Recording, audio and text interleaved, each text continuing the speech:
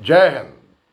मैं हूं मेजर मोहम्मद अली शाह। अभी हाल ही में सोशल मीडिया पे, ख़ासतौर से यूट्यूब पे एक ख़बर बहुत आग की तरह वायरल हो रही है, जहां पे पाकिस्तान के पत्रकार हामिद मीर ने खुलासा किया है कि जनरल कमर जावेद बाजवा, जो कि पाकिस्तान के पूर्व चीफ ऑफ आर्मी स्टाफ हैं, उन्होंने कहा था कि पाकिस्तान की आर्मी हिंदुस्तान की आर्मी के सामने कुछ नहीं है।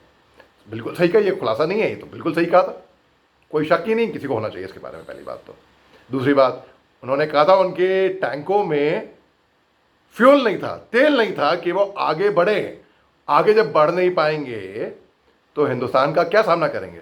तभी तो वो उनका रुख उनकी आवाम, उनकी जनता की ओर कर रहे थे। आपने देखा होगा वो वीडियो कि पाकिस्तान की टैंकों का रुख उनकी आवाम की तरफ को था और उनकी आवाम बोल रही थी बस यही दिन देखने को रह गया था, इनका रुख सरहदों पे होना चाहिए, लेकिन यहाँ पे खैर।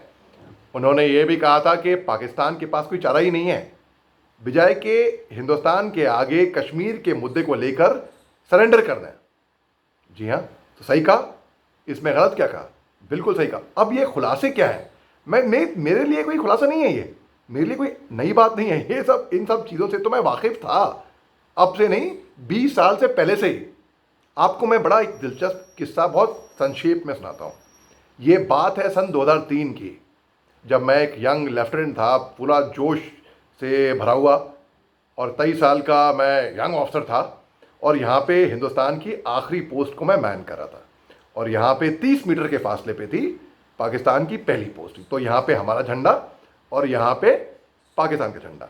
तो हम अनुमान तौर पे हर रोज़ उनकी गतिविधियों को, उनकी हरकतों को देखा करते थे, और शाम को रोज़ सिट्रेप, सिचुएशन रिपोर्ट जो जाती है, उसमें हम बोलते थे कि भाई यहाँ पे धुआं दिखा, यहाँ पे हरकत देखी, और कई बार उनके इंटरसेप्ट हमारे पास आते थे।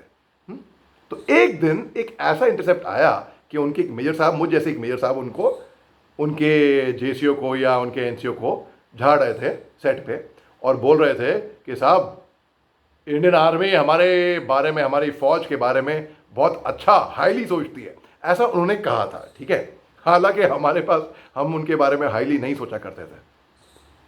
जिस दिन इंडियन आर्मी को हमारी हकीकत असली में मालूम पड़ जाएगी, उस दिन आप समझ सकते हैं कि हमारे पर कहर बस बरसेगी, ऐसा उन्होंने कहा। अब आप देखिए, एक ऐसी आर्मी जो सन 1999 में कारगिल युद्ध के टाइम पे अनएथिकली, इलीगली घुस आई चोरों की तरह, वो भी सिविल ड्रेस में।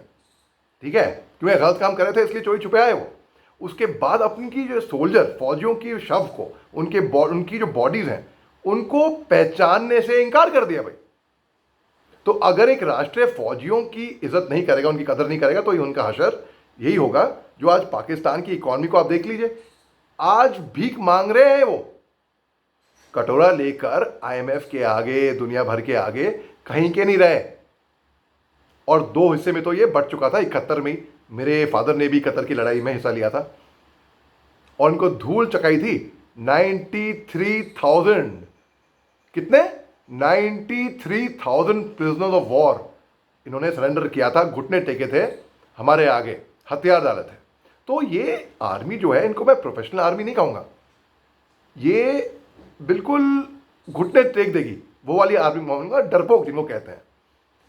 ऐसा ये भी कहा जा रहा है कि अब उनकी जो आर्मी है, मैं नहीं जानता ये बात कितनी सच है कितनी नहीं है, मगर ऐसा कहा जा रहा है कि अब 2 फैक्शन में वो बट रही है उनकी आर्मी। प्रोफेशनल आर्मी से लोग कहते हैं जनरल आसिम मुनीर, जो उनके चीफ ऑफ आर्मी स्टाफ है, और उनके पूर्व आईएसआई के चीफ जनरल फैज अहमद, जो कि रिटायर भी हो चुके हैं, उनकी फॉलोइंग अभी भी है, ऐसा कहा जा रहा है। तो अगर यही ऐसे ही चलता रहा तो भैया खुदा ही मालिक है पाकिस्तान का, फिर अपनी कब्र वो खुद खो देंगे।